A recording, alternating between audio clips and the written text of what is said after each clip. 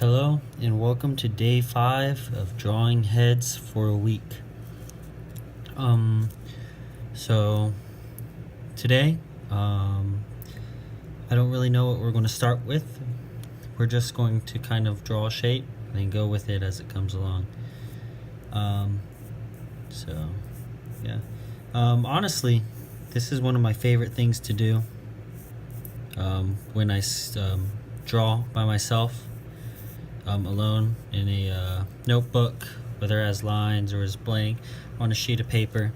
This is what I did a lot when I was in school.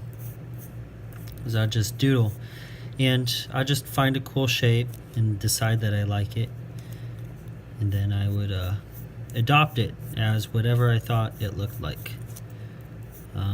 So I'm not quite sure what I'm doing with this yet, but we'll see. Well, you can see that I've kind of decided on the head shape already. We're going to have our head right here, and that we are going to then put hair up here. And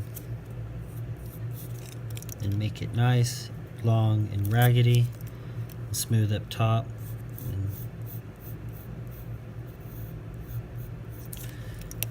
And add some across the forehead that we made up there. And then we'll kind of move in more towards the nose, which I'm just going to kind of draw a circle, and then decide on line. So we got our nice curved nose, and then a mouth,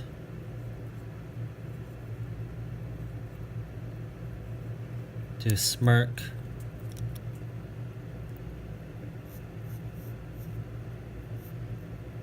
Try and put some hair over here just to add kind of some more distortion.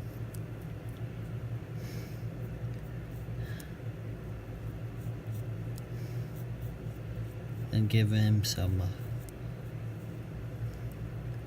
kind of dark looking eyes with a big emphasis on the lower eye, and give him ovalish pupils.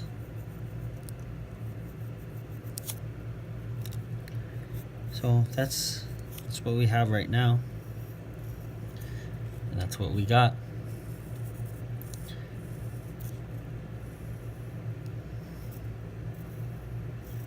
There we go. Now we'll go over everything with our dark pencil, just to give it a little bit of an outline. Now, I'd like to say something is that these drawings that I do, they're not good. I mean, it's obvious that they're not good, and a lot of them aren't even okay or even decent. Most of them are downright amateurish, if not awful, maybe even a lower level than that. But the reason that I do these and I'm showing them to people isn't because I think they're good. It's because so many people have a sense that they cannot pick up drawing, that they have no previous experience, and just picking up a pencil and drawing is just so daunting for them. But most people who are like that want to be good at drawing, and so they have their notebooks, and it doesn't even have to be like sketches or drawings in there. It can be their it can just be, stick figures. They like to draw spaceships and airplanes, which is what I drew when I was littler, like most young boys do. And then strange designs, tattoos, things like that.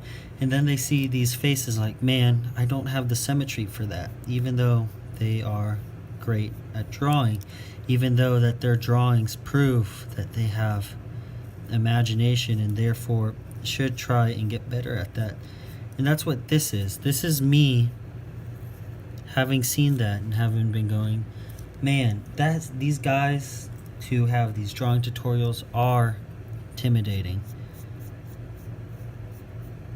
So, but the thing is though, is that there's no one there to like show you the base. Everyone who's on, pretty much everyone who's on the internet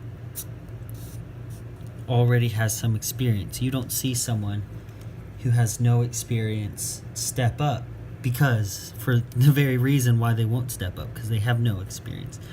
And so it just took someone to hop in the water, so to speak. Ooh, there we go. Let's give him a mosquito nose. And that's what I'm trying to do.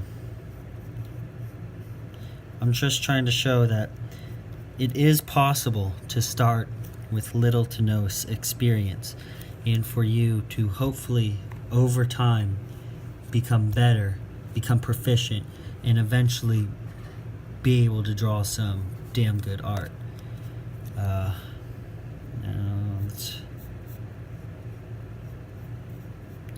Ooh, I like those eyes. Note to self. This is something you want to do also. Is always make notes to yourself, write them down to keep them in your head. This eye structure right here, the slant and the straight and this curve right here, is intimidating. Now we're going to try something where we're not going to dry the eyeball, and we're just going to let people assume where it starts and where it ends. There we go. Look at that. Got ourselves a scary man.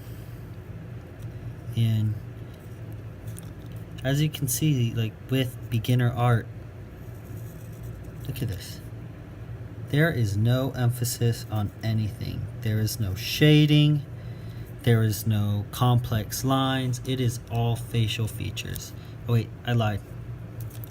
There we go, 2 complex lines. The ear canal. There are no complex lines aside from the ear canal. There's no shading. There's no fancy 3/4, looking up, looking down. Although hopefully we will get into that. But this here is just, you know, raw curiosity, raw learning right here. So we're going to go for our skip over our angry man and our enthusiastic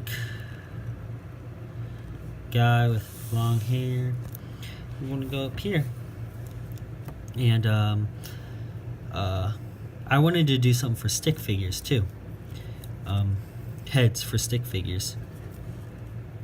This is something that I did in my notebooks. I draw stick figures in classroom syllabuses and papers that had words when I got bored. And I draw stickmen fighting. And something that I did with the stickmen, so I'm just going to draw ourselves a couple of stickmen, is I gave them factions that they belong to. And these different factions would have different heads to discern them from their factions. And you know, stuff like that. And you know, we had the standard clear heads. So we had the standard clear heads who'd, you know, I don't know, they'd be the good guys or bad guys depending on how I was feeling. You'd have these guys, you'd have the black heads because of their you know, obviously easier to draw. You know, these two are obviously arch enemies. Then you'd have your alien heads, which would they'd have a thing on the back. And usually what I do is I incorporate those into I don't know, like visors right here. But then I do other things with them to designate special heads for these people right here. Is, you know, do like that, or I'd color them like green if they had like a special power, or it's like rank 1, 2, 3. This guy's obviously the commander because he has three things on his head. And then also, you know, you can do simple things like you can add a helmet to them. So you can add just you can add a half line through here, or you can extend outward and give them a helmet, and then shade in the helmet to discern them from everyone else. Then you can even color the head again. You can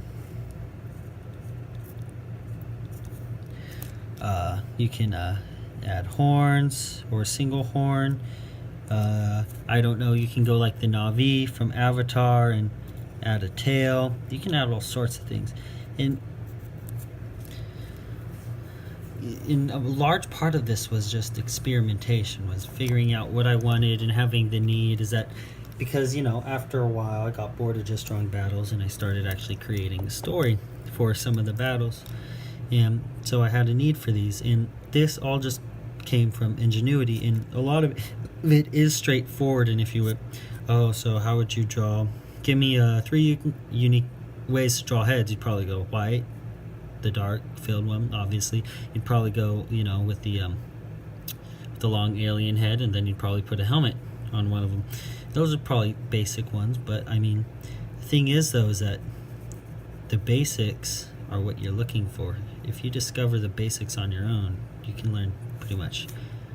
You can learn a lot of things on your own, but you want to keep that sense of discovery and always keeping your mind open and trying to find things that you can do to make things better. And one more example I'm going to give is this guy right here.